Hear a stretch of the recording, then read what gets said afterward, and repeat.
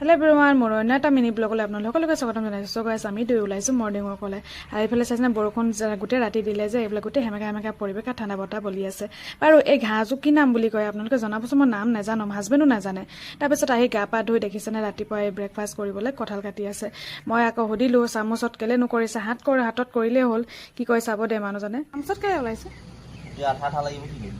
ৱা আঠা লাগিব, কিন্তু বেছি মজা যে হাতত ওলোৱাতহে মজা লাগে।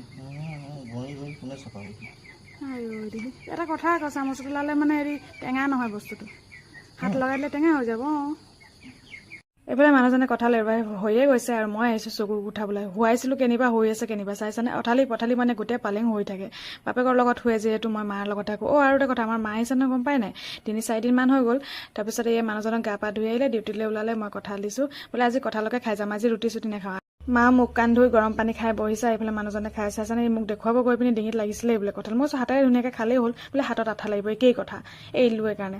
আৰু এইফালে দেখিছেনে চকু পেটা উঠি গ'ল মোৰ। আজি মিনি ব্লগ আপোনালোকে কেনে পালে নিশ্চয় জনাব। ভাল লাগিলে লাইক কৰিব, চেনেলটো প্ৰথমবাৰ চাইছে চেনেলটো ফ'ল' কৰি যাব। আজিলৈ বাই বাই।